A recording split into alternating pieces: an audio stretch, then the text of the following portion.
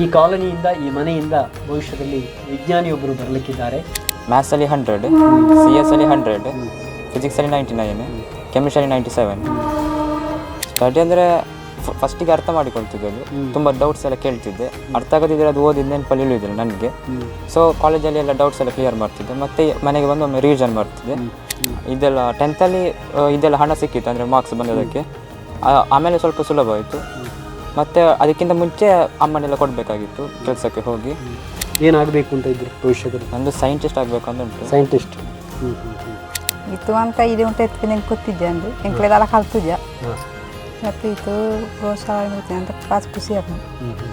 ಇದರ ದಾರಿಯಲ್ಲಿ ಬರುವುದು ಸಮಸ್ಯೆಗಳು ಹಲವು, ನಮ್ಮನ್ನು ಸೋಲುವ ಹಾಗೆ ಮಾಡಬಹುದು ಅದರಲ್ಲಿ ಕೆಲವು. ಕಲಿಕೆಯ ಹಸಿವು ಅಂತ ಹೇಳ್ತಾರಲ್ಲ, ಆ ಹಸಿವಿನಿಂದ ನಮ್ಮ ಸಂಸ್ಥೆಯನ್ನು ಹುಡ್ಕೊಂಡು ಬಂದವರವರು. ಖಾಲಿ ಒಂದು ಕಲಿಯುವ ಆಸಕ್ತಿ ಮಾತ್ರ ಅಲ್ಲ, ಕಲಿತದ್ದನ್ನು ಕ್ವಶನಿಂಗ್ ಮಾಡೋದು, ಪ್ರಶ್ನೆ ಮಾಡೋದು, ಅದು ಕೂಡ.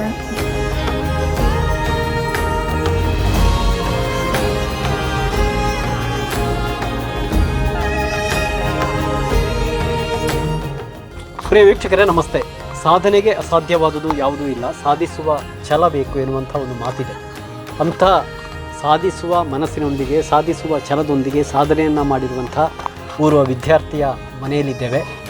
ಈ ಬಾರಿಯ PUC ಪರೀಕ್ಷೆಯಲ್ಲಿ ಉನ್ನತವಾದ ಅಂಕವನ್ನು ಸಂಪಾದಿಸಿಕೊಂಡು ಸಾಧನೆಯನ್ನು ಮಾಡಿರುವಂಥದ್ದು ಕುಮಾರಸ್ವಾಮಿ ವಿದ್ಯಾಲಯದ PUC ವಿದ್ಯಾರ್ಥಿ ದೀಪಕ್ ಡಿ. ಸುಳ್ಯ ಪುತ್ತೂರು ಗಡಿ ಪ್ರದೇಶದ ಕಾಣಿಯೂರು ಗ್ರಾಮದಲ್ಲಿ ಇವರ ಮನೆ ಇದೆ. ಅತ್ಯಂತ ಬಡತನದಲ್ಲಿ ಬಂದವರು, ಬದುಕಿನಲ್ಲಿ ಅನೇಕ ಸವಾಲುಗಳಿತ್ತು. ಅಂಥ ಸವಾಲನ್ನು ದಿಟ್ಟತೆಯಿಂದ ಎದುರಿಸಿ SSLCಯಲ್ಲಿ 601 ಅಂಕ, PUCಯಲ್ಲಿ 580 ಅಂಕ, ಆ ಬಳಿಕ JEE ಮೇನ್ಸ್ ಪರೀಕ್ಷೆಯನ್ನು ಬರೆದು JEE ಅಡ್ವಾನ್ಸ್ಡ್ ಪರೀಕ್ಷೆಗೆ ಕ್ವಾಲಿಫೈಡ್ ಆಗಿರುವಂಥ ದೀಪಕ್ ಅವರ ಮನೆಯಲ್ಲಿದ್ದೇವೆ. ಹಾಗಾದರೆ ದೀಪಕ್ ಬದುಕಿನಲ್ಲಿ ಮಾಡಿದ ಸಾಧನೆ, ಎದುರಿಸಿದ ಕಷ್ಟ ಎಲ್ಲವನ್ನು ಕೂಡ ಕೇಳೋಣ.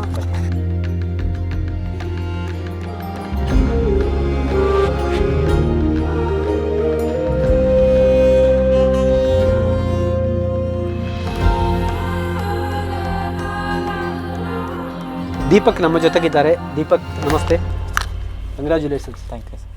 ಒಳ್ಳೆಯ ಅಂಕವನ್ನು ಪಡೆದಿದ್ದೀರಿ. ಇದು ಕಾಣಿಯೂರು ಗ್ರಾಮ ಅಲ್ಲ? ಹಾಂ, ಕಾಣಿಯೂರು ಗ್ರಾಮದ ದರ್ಖಾಸ್ತು ಕಾಲೋನಿ. ಈ ಕಾಲೋನಿಯಲ್ಲಿ ನಿಮ್ಮ ಮನೆ ಇದೆ, ಇದೇ ನಿಮ್ಮ ಮನೆ? ಇಲ್ಲಿ ಪಕ್ಕದಲ್ಲಿರೋ ಮನೆ ಯಾರ್ದು? ಅದು ಮಾವಂದು. ಮಾವಂದು. ಈ ಮನೆಯಲ್ಲಿ ಯಾರೆಲ್ಲ ಇದ್ದೀರಿ? ನಾನು, ನಮ್ಮಮ್ಮ, ಮತ್ತೆ ಚಿಕ್ಕಮ್ಮ, ಅವರ ಮಗ. ನಮ್ಮನ ಹೆಸರು ಲೀಲಾವತಿ. ಲೀಲಾವತಿ. ಏನು ಮಾಡ್ತಾರೆ ಅವ್ರು? ಹೀಗೇನೆ ಕೂಲಿ ಕೆಲಸಕ್ಕೆ ಹೋಗಿ. ಕೂಲಿ ಕೆಲಸ. ಅಪ್ಪ ಹಿಂದೆ ತೀರಿ ಹೋಗಿದ್ರೆ? ಹೋಗಿದೆ.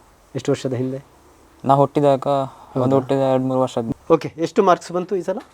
587. 587. ಓಕೆ. ಯಾವುದರಲ್ಲಿ ಎಷ್ಟು ಬಂತು? ಕನ್ನಡದಲ್ಲಿ 99, ಇಂಗ್ಲೀಷಲ್ಲಿ 91, 92, ಮ್ಯಾಥ್ಸಲ್ಲಿ 100, CS ಅಲ್ಲಿ 100, ಫಿಸಿಕ್ಸಲ್ಲಿ 99, ಕೆಮಿಸ್ಟ್ರಿ 97. ಇಲ್ಲಿ ಬಾಲ್ಯದ ಶಿಕ್ಷಣ ಎಲ್ಲಿ ಆಯಿತು? ನಂದು 1 to 7th ಬೊಬ್ಬೆಕೇರಿಯಲ್ಲಿ, ಮತ್ತು 7th ಇಂದ 10th ತನಕ ಎಣ್ಮೂರಲ್ಲಿ. ಮತ್ತು ಫಸ್ಟ್ PU ಕೇಸ್ಗೌಡದಲ್ಲಿ ಆಯಿತು. ನೆಕ್ಸ್ಟ್ ಸೆಕೆಂಡ್ ಇಯರಿಗೆ ಕುಮಾರಸ್ವಾಮಿ ಹೋದ್ದು. ಫಸ್ಟ್ PU ಕೇಸ್ಗೌಡ, ಸೆಕೆಂಡಲ್ಲಿ ಅಲ್ಲಿಗೆ ಹೋದ ಕುಮಾರಸ್ವಾಮಿ. ನಮ್ಮ ಮ್ಯಾಮ್ ಹೇಳಿದರು, ಸೈನ್ಸ್ ಮ್ಯಾಮ್ 8th ಎಣ್ಮೂರಲ್ಲಿದ್ದವರು, ಕುಮಾರಸ್ವಾಮಿಯಲ್ಲಿ ಒಳ್ಳೆ ಕಾಲೇಜ್ ಉಂಟು, ಅಲ್ಲಿ ಒಳ್ಳೆ ಟೀಚ್ ಮಾಡ್ತಾರೆ ಅಂತ. ಸೊ ನಾ ಅಲ್ಲಿಗೆ ಹೋದ್ದು ಸೆಕೆಂಡ್ ಇಯರಲ್ಲಿ. ಅಲ್ಲಿ ಒಳ್ಳೆ ಟೀಚ್ ಮಾಡಿದರು, ಹಾಗೆ ಅಲ್ಲಿಗೆ ಸೇರಿದೆ. ಮತ್ತು ಅಲ್ಲಿ ಫೀಸ್ ಜಾಸ್ತಿ ಅಂತ ತಗೊಳ್ಳಿಲ್ಲ, ಸ್ವಲ್ಪ ತಗೊಂಡ್ರು, ತುಂಬ ಹೆಲ್ಪ್ ಮಾಡಿದ್ದಾರೆ ಅವರು. ಓಕೆ. ಎಷ್ಟು SSLCಯಲ್ಲಿ 601 ಅಂಕ ಇತ್ತಲ್ಲ? ಓಕೆ. ಎಷ್ಟು ನಿರೀಕ್ಷೆ ಮಾಡಿದ್ರಾ PUCಯಲ್ಲಿ? 589 ಅಲ್ಲ? 87. ಎಷ್ಟು ನಿರೀಕ್ಷೆ ಇತ್ತು, ಸೊ ಇಂಥ ಸ್ವಲ್ಪ ಕಮ್ಮಿ ಬರ್ಬೋದು ಅಂತಿತ್ತು, ಜಾಸ್ತಿ ಬಂದು. ಹೇಗೆ ಓದ್ತಾ ಇದ್ರಿ, ಸ್ಟಡಿ ಮಾಡ್ತಾ ಇದ್ರಿ? ಸ್ಟಡಿ ಅಂದರೆ ಫಸ್ಟಿಗೆ ಅರ್ಥ ಮಾಡಿಕೊಳ್ತಿದ್ದದು, ತುಂಬ ಡೌಟ್ಸ್ ಎಲ್ಲ ಕೇಳ್ತಿದ್ದೆ. ಅರ್ಥ ಆಗದಿದ್ದರೆ ಅದು ಓದಿದ ನೆನಪಲ್ಲಿ ಇಳಿಯೋದಿಲ್ಲ ನನಗೆ. ಸೊ ಕಾಲೇಜಲ್ಲಿ ಎಲ್ಲ ಡೌಟ್ಸ್ ಎಲ್ಲ ಕ್ಲಿಯರ್ ಮಾಡ್ತಿದ್ದೆ, ಮತ್ತು ಮನೆಗೆ ಬಂದು ಒಮ್ಮೆ ರಿವಿಷನ್ ಮಾಡ್ತಿದ್ದೆ. ಮತ್ತು ಪ್ರಾಬ್ಲಮ್ಸ್ ಮತ್ತು ಎಂತೆಲ್ಲ ಬೇಕು ಅದಕ್ಕೆ ಅದಕ್ಕೆ ಓದ್ತಿರಲಿಲ್ಲ. ಬೋರ್ಡ್ಸಿಗೆ, ಕಾಂಪಿಟೇಟಿವ್ ಎಕ್ಸಾಮಿಗೆ ಜಾಸ್ತಿ ಫೋಕಸ್ ಮಾಡ್ತಿದ್ದದು, ಅದರ ಪ್ರಾಬ್ಲಮ್ ಸಾಲ್ವಿಂಗ್ ಎಲ್ಲ. ಇದೆಲ್ಲ ಈಸಿ ಇತ್ತು, ಬೋರ್ಡಲ್ಲಿ ಮಾರ್ಕ್ಸ್ ತೆಗೆಯೋದು ಈಸಿ ಆಗ್ತಿತ್ತು. ಸಾಧನೆ ಮಾಡಿದಿರಿ, ಆದರೆ ಬದುಕಿನ ಹಿಂದೆ ತುಂಬ ಕಷ್ಟ ಇತ್ತಲ್ವಾ? ಏನು ನಿಮ್ಮ ಮನೆ ಪರಿಸ್ಥಿತಿ ಏನು ಹೇಳಿ? ಪರಿಸ್ಥಿತಿ ಅಂದರೆ ಇದು ಒಂದು ಹಣದ್ದು, ಮತ್ತು ಅವರ ಅಮ್ಮ ಒಬ್ಬರು ಇದ್ದದ್ದು, ಇದಕ್ಕೆಲ್ಲ ಸಹಾಯ ಮಾಡ್ತಿದ್ದೆ ಮಾವನವರೆಲ್ಲ. ಅದು ಸಹ ಅವರ ಅಮ್ಮನೆಲ್ಲ ಹಣ ಒಬ್ಬರಿದ್ದ ಕಾರಣ ಕಷ್ಟ ಆಗ್ತಿತ್ತು. ಮತ್ತು ಇದೆಲ್ಲ ಬುಕ್ಸ್ ಎಲ್ಲ ತಗೊಳ್ಳಿಕ್ಕೆಲ್ಲ ಇದೆಲ್ಲ 10th ಇದೆಲ್ಲ ಹಣ ಸಿಕ್ಕಿತ್ತು, ಅಂದರೆ ಮಾರ್ಕ್ಸ್ ಬಂದೋದಕ್ಕೆ. ಆಮೇಲೆ ಸ್ವಲ್ಪ ಸುಲಭ ಆಯಿತು. ಮತ್ತು ಅದಕ್ಕಿಂತ ಮುಂಚೆ ಅಮ್ಮನೆಲ್ಲ ಕೊಡಬೇಕಾಗಿತ್ತು ಕೆಲಸಕ್ಕೆ ಹೋಗಿ. ನೀವು ಮಧ್ಯೆ ಮಧ್ಯೆ ಕೆಲಸಕ್ಕೆ ಹೋಗ್ತಾ ಇದ್ದೀರಾ? ಅವತ್ತು ಹೋಗ್ತಿದ್ದೆ, ಈಗ ಹೋಗೋದಿಲ್ಲ. ಅಂದರೆ 8th ರಜೆಯಲ್ಲಿ 9th ರಜೆಯಲ್ಲಿ ಹೋಗ್ತಿದ್ದೆ. ಬೇರೆ ಆ್ಯಕ್ಟಿವಿಟೀಸ್? ಅದರ್ ಆ್ಯಕ್ಟಿವಿಟೀಸ್ ಅಂದರೆ ಸ್ಪೋರ್ಟ್ಸಲ್ಲಿ ಹೋಗ್ತೇನೆ, ಮತ್ತು ಬುಕ್ಸ್ ಎಲ್ಲ ಬರೀತೇನೆ ನಂದು ಓನ್, ಮತ್ತು ಡ್ರಾಯಿಂಗ್ ಮಾಡ್ತಿದ್ದೆ, ಈಗ ಮಾಡೋದಿಲ್ಲ. ಮತ್ತು ಅದೇ ಬುಕ್ಸು ಓದ್ತೇನೆ. ಯಾವ ಬುಕ್ಸ್ ಇಷ್ಟ? ಸೈನ್ಸಿದ್ದು, ಸೈನ್ಸ್ ಮ್ಯಾಥ್ಸ್. ಬರೀದು ಕೂಡ ಅದೇ ಸೈನ್ಸಿದ್ದು ಮ್ಯಾಥ್ಸ್ ನನಗೆ ಗೊತ್ತಿದ್ದ ಸಬ್ಜೆಕ್ಟೇ ಇಷ್ಟವಾ ಸೈನ್ಸ್? ಸೈನ್ಸ್ ಮ್ಯಾಥ್ಸ್ ಇಷ್ಟ. SSLC 100 ಬಂದಿತ್ತು ಟೋಟಲಿ ಕೂಡ. ಅದಕ್ಕೆ ಸ್ಕಾಲರ್ಶಿಪ್ ಎಲ್ಲ ಸಿಕ್ಕಿತ್ತು, ಅಂದರೆ ಅವ್ರದ್ದು ಒಂದಿತ್ತು 30,000. ಹೇಗೆ ಕಾಲೇಜಲ್ಲಿ ಹೇಗೆ ಕಾಪರೇಟ್ ಮಾಡ್ತಾ ಇದ್ರು? ಕಾಲೇಜಲ್ಲಿ ಒಳ್ಳೆ ಹೇಗೆ ಮಾಡ್ತಾ ಇದ್ರು? ಟೀಚರ್ಸ್ ಎಲ್ಲ ತುಂಬ ಫ್ರೆಂಡ್ಲಿ ಆಗಿದ್ದರು. ಫಸ್ಟ್ ದಿನ ಹೋದಾಗಲೇ ತುಂಬ ಒಳ್ಳೆ ರೀತಿಯಲ್ಲಿ ಮಾತಾಡಿದರು, ಅಂದರೆ ವೆಲ್ಕಮ್ ಮಾಡಿದರು. ಅವತ್ತು ನನಗೆ ಫಸ್ಟ್ ಬಂದಿದೆ ಅಂತ ಅನಿಸಲಿಲ್ಲ, ಹಾಗೆ ಅವರು ನನ್ನನ್ನು ಟ್ರೀಟ್ ಮಾಡಿದರು. ಸೊ ಹಾಗೆ ಅವ್ರ ಹತ್ರ ಹೊಂದಿಕೊಳ್ಳಿಕ್ಕೆ ಸ್ವಲ್ಪ ಸುಲಭ ಆಯಿತು. ಮತ್ತು ಎಂಥ ಡೌಟ್ ಕೇಳಿದ್ರೆಲ್ಲ ಸುಲಭದಲ್ಲಿ ಹೇಳಿಕೊಡ್ತಿದ್ರು, ಅಂದರೆ ಯಾವಾಗಲೇ ಅದನ್ನು ಸಾಲ್ವ್ ಮಾಡ್ತಿದ್ರು.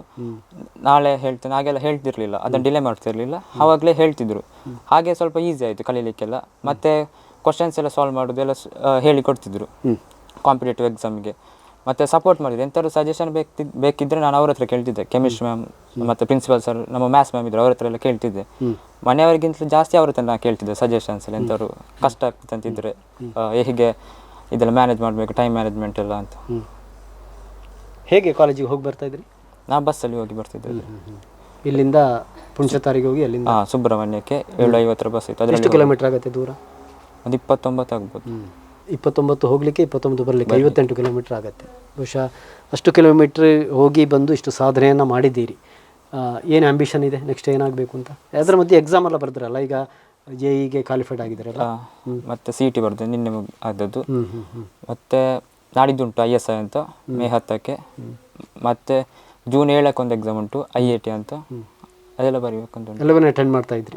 ಏನಾಗಬೇಕು ಅಂತ ಇದ್ರಿ ಭವಿಷ್ಯದಲ್ಲಿ? ನಂದು ಸೈಂಟಿಸ್ಟ್ ಆಗಬೇಕಂತ ಉಂಟು. ಸೈಂಟಿಸ್ಟ್? ಅವತ್ತಿಂದಲೇ ಆಸೆ ಇತ್ತು ಸೈಂಟಿಸ್ಟ್ ಆಗಬೇಕು. ಬಾಲ್ಯದಲ್ಲಿ ಇತ್ತಾ?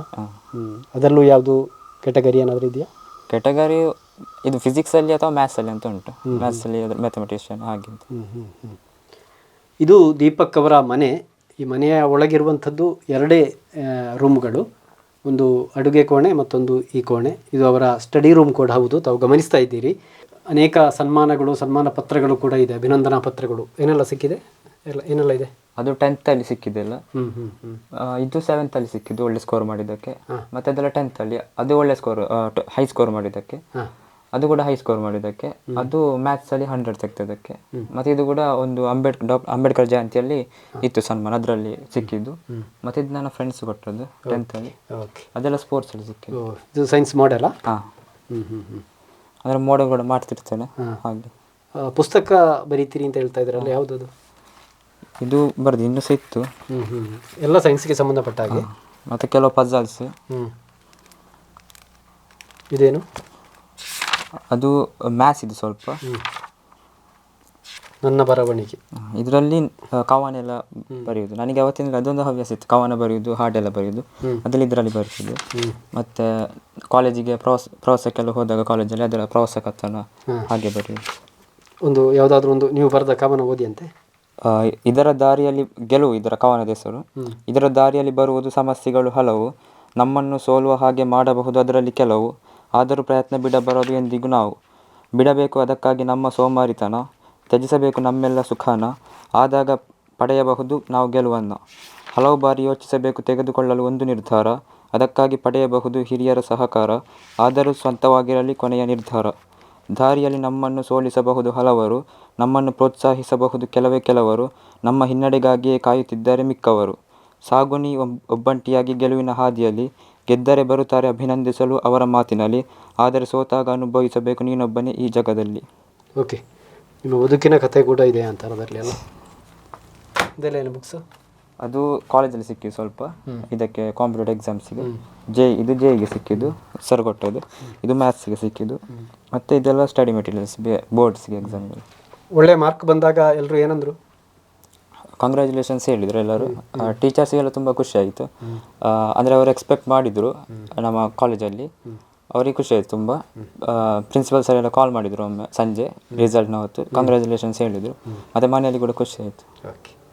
ಅತ್ಯುತ್ತಮವಾದ ಸ್ಕೋರ್ನೊಂದಿಗೆ ಸಾಧನೆ ಮಾಡಿದ ಮತ್ತು ಒಳ್ಳೆಯ ನಿರೀಕ್ಷೆಯನ್ನು ಇಟ್ಟುಕೊಂಡಿರುವಂತಹ ವಿದ್ಯಾರ್ಥಿ ದೀಪಕ್ ಅವರ ತಾಯಿ ಲೀಲಾವತಿ ಅವರು ನಮ್ಮ ಜೊತೆಗಿದ್ದಾರೆ. ಲೀಲಾವತಿ ಅಕ್ಕ ನಮಸ್ತೆ. ಹಾಂ ಸರ್. ಎಡ್ಡ ಸಾಧನೆ ದೀಪಕ್ ಮಲ್ತೇರು ದಾನೆ ಅನಿಸವನ್ನು ಖುಷಿ ಆಗುಂಟು. ಹಾಂ ಇತ್ತು ಅಂತ ಇದೆ ಉಂಟು ಎತ್ತಿ ನಂಗೆ ಗೊತ್ತಿದ್ದೆ ಅಂಡು ಎಂಕ್ಲೆದಲ್ಲ ಕಲ್ತುಜ ಹಾಂ ಮತ್ತು ಇತ್ತು ಪ್ರೋತ್ಸಾಹ ಅಂತ ಪಾಸ್ ಖುಷಿ ಆಗ ಶಾಲೆ ಇಟ್ಲ ಎಡ್ಡೆ ಅಂದೆ ಎಡ್ಡೆ ಉದಾಹರಣೆ ಮಾಸ್ಟರ್ನಾಗ ಟೀಚರ್ ಅಂಗಡಿ ಭಾರಿ ಖುಷಿ ಎಡ್ಡೆ ತುಪ್ಪಿರು ವಿಜ್ಞಾನಿ ಅವಾರ್ಡು ಪಂಡು ಅಂದು ಈಗ ಸಹಕಾರ ಪುಂಡದ ಸಹಕಾರ ಇಪ್ಪರು ಉಂಟು ಸರ್. ದಾದ ಪಂಡಿರು ಮಾಂತಿರಲ್ಲ ಎಡ್ಡೆ ಸ್ಕೋರ್ದೆ ತೊಂಡಾಗ ಎಡ್ಡೆ ನಂದಿರು ಮಾಂತಿರ್ಲ ಖುಷಿ ಅಂದು ಯಜಮಾನ ತೀರ್ಬೋತು ಮಸ್ತ್ ವರ್ಷ 20 ವರ್ಷ ಬರ್ತಾನೆ. ದಾದ ಬೆಲೆ ಅಂತ ಉಂಡಾರ ಮುಂಚೆ ತೋಟದ ಆಯ್ತಾನು ಬೆಲೆ ಬಂತಲ್ಲ. ವೀಕ್ಷಕರೇ, ಇಲ್ಲೇ ಪಕ್ಕದಲ್ಲಿ ದೀಪಕ್ ಮನೆ ಇರುವಂಥ ಪಕ್ಕದಲ್ಲಿ ಅವರ ಮಾವನ ಮನೆ ಇದೆ. ನೀವು ಪರಿಚಯ ಮಾಡಿಕೊಡಿ. ಇವರು ನಮ್ಮ ಮಾವ, ಹಾಂ, ಅಮ್ಮನ ತಮ್ಮ, ಮತ್ತು ಅವರು ನನ್ನ ತಾತ, ಮತ್ತು ಅವರು ಅಜ್ಜಿ. ಓಕೆ. ನೀರಿನ ಪುದರ್ ಸದಾಶಿವ ದೀಪಕ್ ಎಡ್ಡೆ ಸಾಧನೆ ಮಲ್ತಿರದ ಎಂಚ ಒಂದುಂಡು ಖುಷಿ ಒಂದುಂಡು ಕೊಂಟ ಶಾಲೆಡ್ಲ ಮತ್ತು ಟೀಚರ್ಸ್ ಮಾಸ್ಟರ್ಗಳು ಎಡ್ಡೆ ಹೆಲ್ಪ್ ಮಾಡ್ತೀರಿ ಮತ್ತು ಎಡ್ಡೆ ಸಪೋರ್ಟ್ ಮಾಡ್ತೀರಿ. ಇದು ಭಾರಿ ಖುಷಿ ಒಂದು ಕೊಂಟ ಒಂಜರ ವರ್ಷ ಇಪ್ಪನಾಗ ನಾನಪ್ಪ ತಿರುಗುತ್ತಿದ್ದು ಸರ ಚುರ್ಬಂಗ ಬರ್ತದೆ ಅಂತ ಇಲ್ಲ ಪೂರ ಎಂಚ ಇಪ್ಪೇರು ತೊಂದರೆ ಖುಷಿ ಇಪ್ಪೇರು. ఇప్పుడు ಒಂದು ಬಾರಿ ಅಂತ ಖುಷಿ ಟಿಪ್ಪಿ ಶಾಲೆ ಎಡ್ಡೆ ಸಪೋರ್ಟ್ ಮಾಡ್ತೀರಿ ಮತ್ತು ಗುರುಕುಲಗಳ ಒಂದು ಅಭಿನಂದನೆ ನೋಡ್ತೇನೆ ಸರ್. ಓಕೆ. ನನ್ನ ಹೆಸರು ದಿವ್ಯಶ್ರೀ ಬಿ ಅಂತ. ನಾನು ಕುಮಾರಸ್ವಾಮಿ PU ಕಾಲೇಜ್ ಸುಬ್ರಹ್ಮಣ್ಯ ಇಲ್ಲಿ ಕಳೆದ 4 ವರ್ಷದಿಂದ ಗಣಿತ ಉಪನ್ಯಾಸಕಿಯಾಗಿ ಕೆಲಸ ಮಾಡ್ತಾ ಇದ್ದೇನೆ. 4 ವರ್ಷದಲ್ಲಿ ನಾವು ತುಂಬ ವಿದ್ಯಾರ್ಥಿಗಳನ್ನು ಟ್ರೈನ್ ಮಾಡಿದ್ದೇವೆ. ಅದರಲ್ಲಿ ಈ ವರ್ಷ ನಮಗೆ ಸಿಕ್ಕಿದಂತಹ ಹೊಸ ಪ್ರತಿಭೆ ಹೇಳಿದರೆ ದೀಪಕ್ನ ಬಗ್ಗೆ ಮಾತು ಎಲ್ಲಿಂದ ಶುರು ಮಾಡಬೇಕು ಅಂತ ಗೊತ್ತಾಗ್ತಾ ಇಲ್ಲ. ಯಾಕಂದರೆ ಕಲಿಕೆಯ ಹಸಿವು ಅಂತ ಹೇಳ್ತಾರಲ್ಲ, ಆ ಹಸಿವಿನಿಂದ ನಮ್ಮ ಸಂಸ್ಥೆಯನ್ನು ಹುಡುಕಿಕೊಂಡು ಬಂದವರು. ಅವರಿಗೆ ಒಳ್ಳೆ ವೇಯಲ್ಲಿ ನಾವು ದಾರಿ ತೋರಿಸಿದ್ದೇವೆ ಅಂತ ಅಂದ್ಕೊಂಡಿದ್ದೇವೆ. ಅದು ಎಷ್ಟರ ಮಟ್ಟಿಗೆ ಸತ್ಯವ ಗೊತ್ತಿಲ್ಲ. ಆದರೂ ಒಂದು ಸಭ್ಯ ಒಳ್ಳೆ ಕಲ್ಚರ್ ಇರುವ ಹುಡುಗ ಸಂಸ್ಥೆಗೆ ಸೇರ್ತಾರೆ.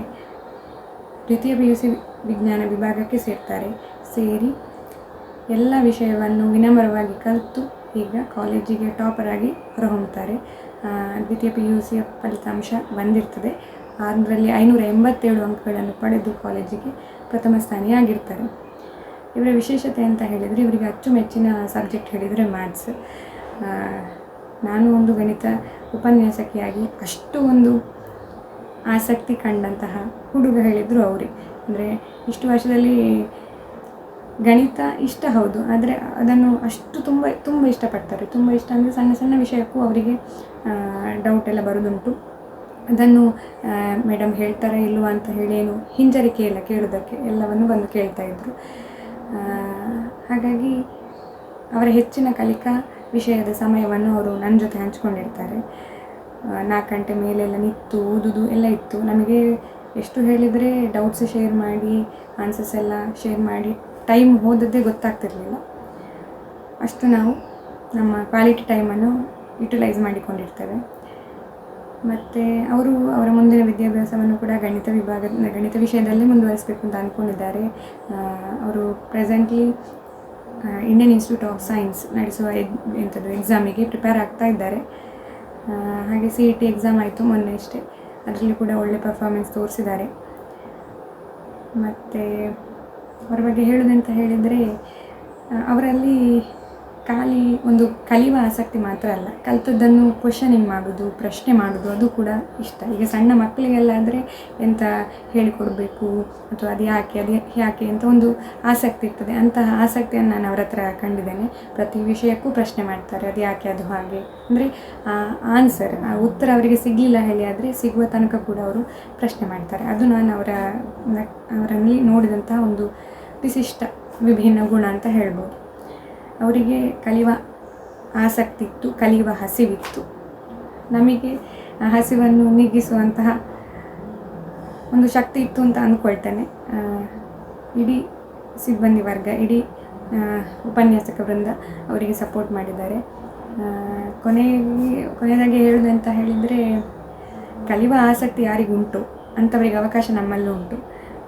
ಅವರು ಯಾವುದೇ ಬ್ಯಾಕ್ಗ್ರೌಂಡಿಂದ ಬರಲಿ ಕಲಿತಾರೆ ಹೇಳಿ ಆದರೆ ನಮ್ಮಲ್ಲಿ ಅವಕಾಶ ಉಂಟು. ಅದಕ್ಕೆ ನಮ್ಮ ಸಂಸ್ಥೆಯ ಅಧ್ಯಕ್ಷರು, ಪ್ರಾಂಶುಪಾಲರು, ಎಲ್ಲ ಸಿಬ್ಬಂದಿ ವರ್ಗ ಯಾವಾಗಲೂ ಪ್ರೋತ್ಸಾಹ ನೀಡ್ತಾ ಇರ್ತೇವೆ.